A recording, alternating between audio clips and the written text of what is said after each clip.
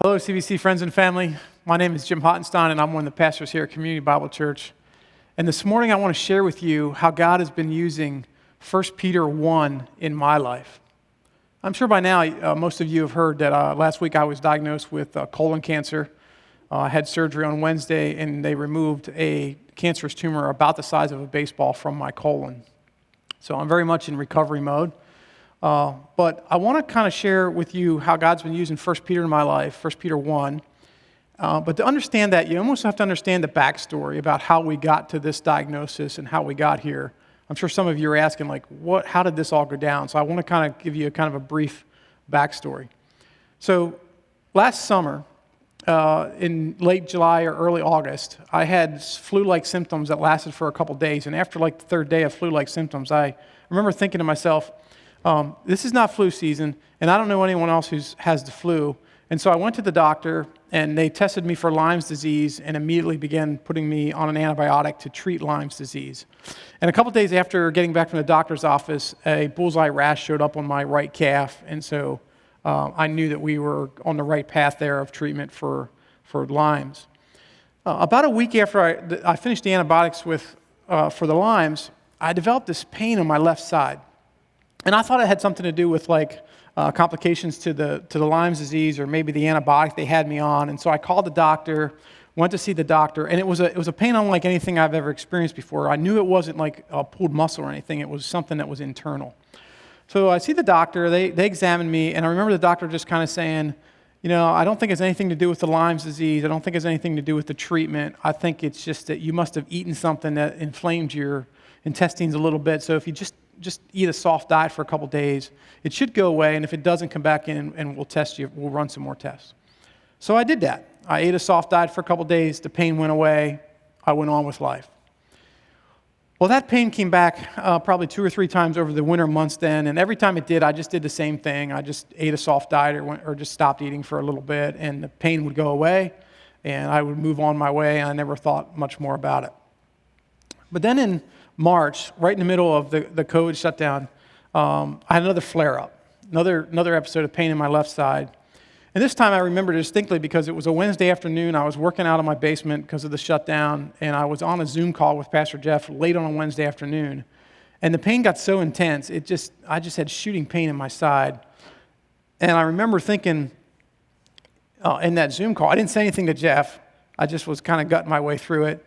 But I remember thinking, man, I might have to go to the ER tonight because it was late in the day. It was too late to call the doctors. And so I got off the Zoom call with Jeff, and the pain subsided, at least the sharpness of it went away. But the next morning, I got on the phone with the doctor, and I went in to see the doctor, and they examined me again. And the doctor said, I think you might have diverticulitis. We'll run a CAT scan, and we'll see. So that was on a Thursday morning.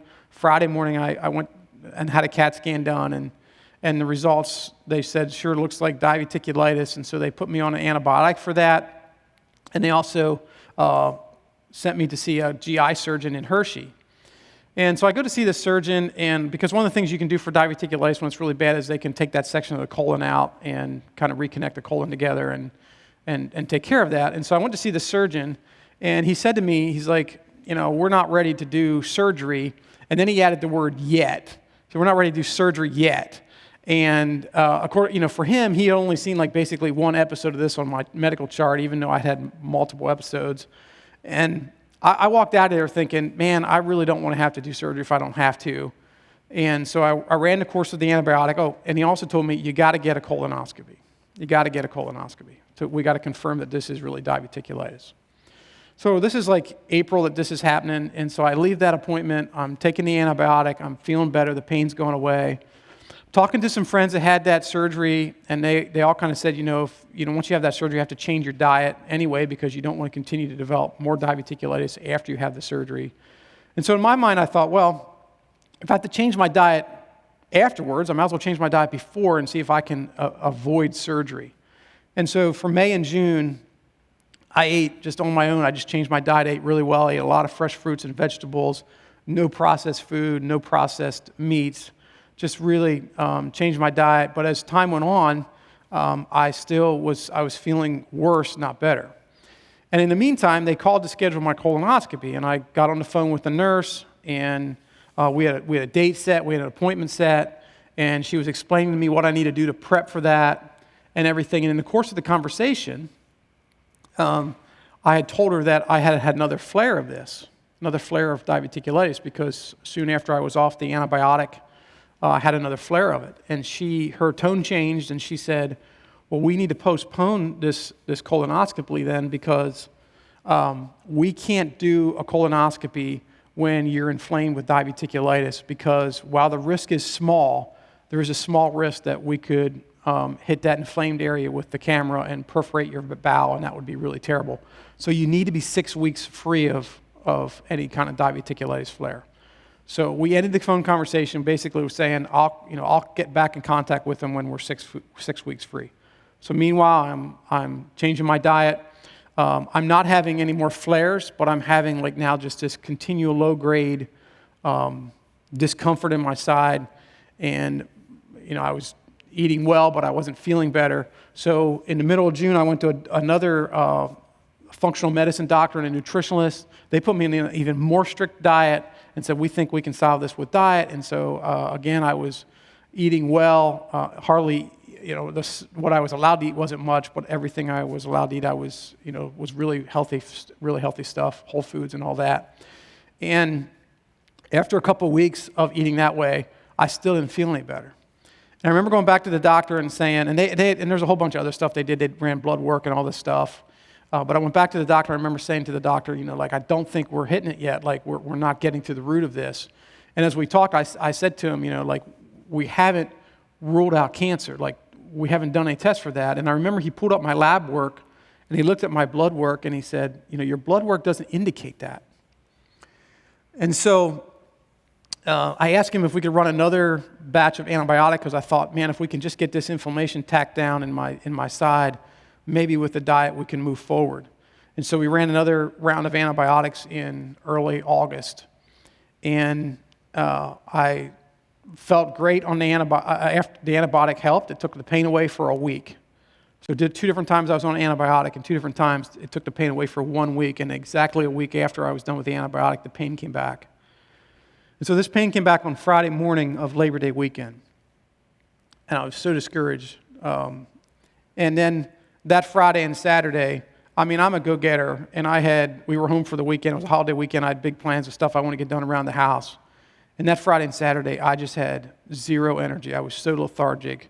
I was so weak. There were simple, basic tasks that I would have normally just done without thinking, that I would look at and think, I don't know if I have the energy to do that.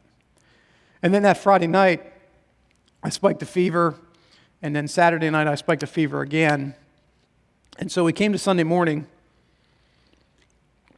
We came into church, and I was able to be part of Betsy Grady's baptism, and we went home from church. And I was just feeling so terrible. And it just in God's timing, it was that Sunday afternoon that my wife and I looked at each other, and we were just kind of like, we have got to get answers. I had a colonoscopy scheduled for Friday the 11th, and I was trying to get to that. There was different things that I was trying to get to. But that Sunday morning,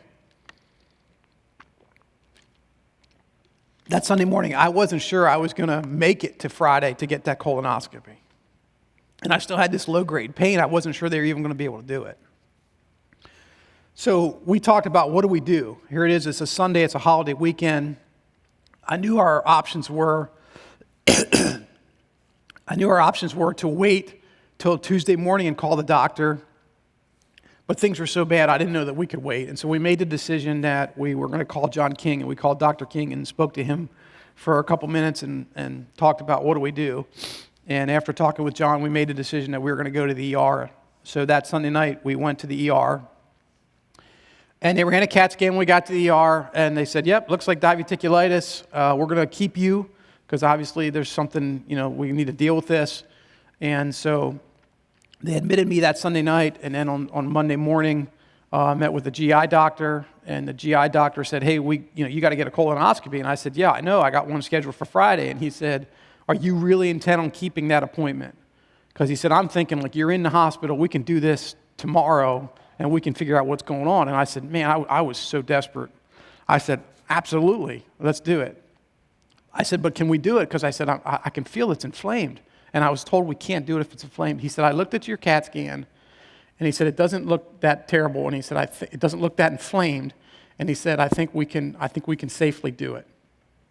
And then he was the first one who said to me, he said, and I'm not convinced this is diverticulitis. It's not acting like that.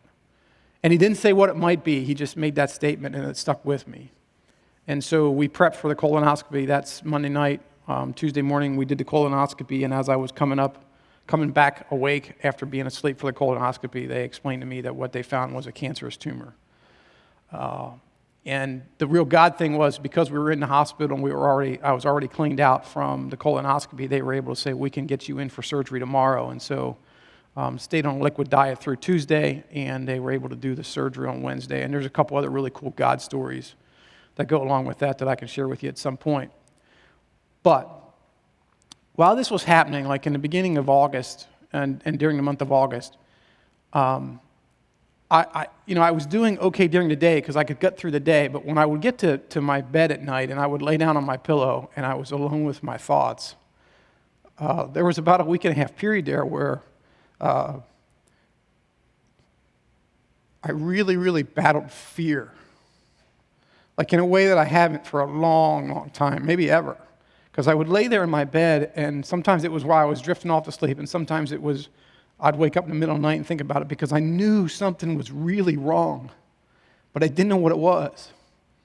And I would lay there and I would think about all the things it could be, and I would come up with these scenarios in my mind, and maybe it's this, maybe it's a stomach ulcer and diverticulitis together, maybe it's, I was all these things, but in the back of my mind too, I knew that it could be cancer. And when you're alone with your thoughts at night, fear you can very much be at the door. And so I would lay there and I would be so afraid, like, what if it's cancer?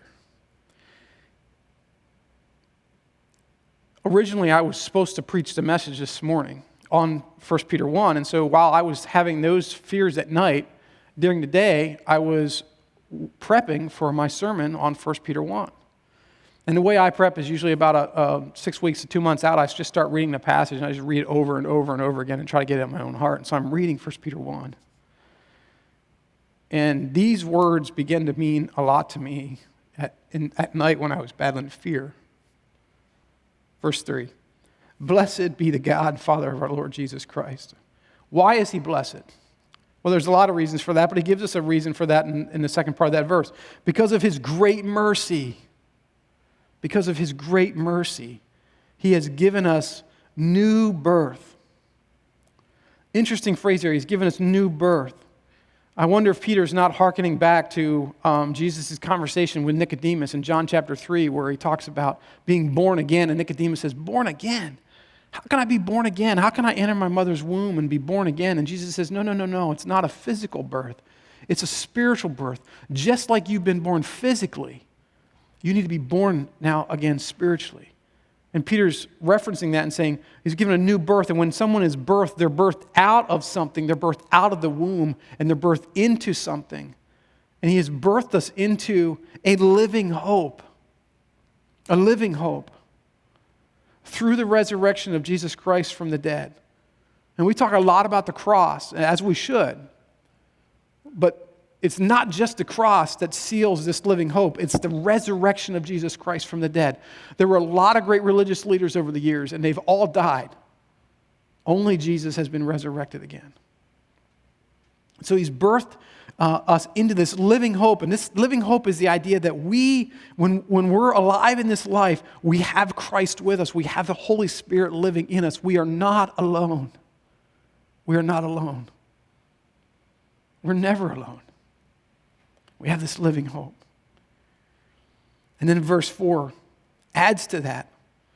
And it uses the word and I'm almost feeling like, it's like should have been like an infomercial where Peter should have just said, but wait, there's more. It's not just that we've been birthed into this living hope. We've been also birthed into an inheritance. An inheritance that is imperishable, undefiled, and unfading, kept in heaven for you. So Peter's saying, listen, because of Jesus Christ, because of the Father's great mercy, and because of the resurrection from death of Jesus Christ, we've been birthed into a living hope and an eternal hope. So that no matter what we go through in life, we will have Christ with us. We will never be alone. And even if we die in this life, we have an eternal hope stored up for us in heaven, waiting for us. An inheritance that's imperishable, undefiled, and unfading. Think about those three words. You should write those three words down and then list underneath those things in your life that can be defined by those three words. Imperishable, undefiled, and unfading. I've thought about that, and it's a pretty short list of things that fall into that category. And so Peter's saying, we've been birthed into a living hope, and we've been birthed into an eternal hope. And as I would be laying in my bed at night, battling fear at my door, wondering, what is going on? What would bring me peace in those moments was coming back to this passage and remembering that we have been birthed into a living hope. And I could have peace at night, knowing that no matter what was to come, I would not be alone. When they came in my room Wednesday morning and said, time to go for your surgery, I was so excited. I would have never been so excited to be for surgery. I was so excited. As I was being wheeled down to the OR, I had peace because I could remember, and I was holding on to the fact that I was not alone. Even though I didn't know anybody, wasn't going to know anybody there, and my wife couldn't be with me or anything like that. I knew I was not alone because Christ was with me. I have a living hope. And even now, we don't know where this journey is going to take us. Later today, we're going to meet with our oncologist and hopefully get the pathology from the tumor and know more about what the treatment plan moving forward is like. I'm not looking forward to that. I know that the days ahead, they're going to be challenging days. I know there's going to be days when the temptation to give into fear, to give into doubt, to give into self-pity are going to be very, very real. And there will be days that I'm sure that I'll succumb to that. And you can pray along with me with that. But I know standing here what's true is that we've been birthed into a living hope, and we've been birthed into an eternal hope. And no matter where this journey takes us, those things are true, and those are things I can hang on to. And those things have brought me a tremendous amount of peace. People are asking me, how are you doing? I'm really doing great. I'm still sore, I'm still tired, but emotionally, I'm doing great. I think, today's going to be difficult, but I know that I've been birthed into a living hope, an eternal hope, and these are the things that I'm clinging to in this season. And I don't know what you're going through. I don't know what life is throwing at you right now. But what is true for you right now, if you're a child of God, is you've been birthed into a living hope. And you've been birthed into an eternal hope. And nothing can take that away. Nothing can take that away. So I want you to stand, and we're going to close out our service this morning with singing the song Living Hope. And as we sing the song, I want you to think about the fact that you've been birthed into a living hope, that nothing you're going through alone. And no matter where that journey takes you, we still have an eternal hope that we can cling to. And let's remember that, and let's sing, and let's praise our Father in heaven who has great mercy on us to birth us into these things. Let's stand and sing.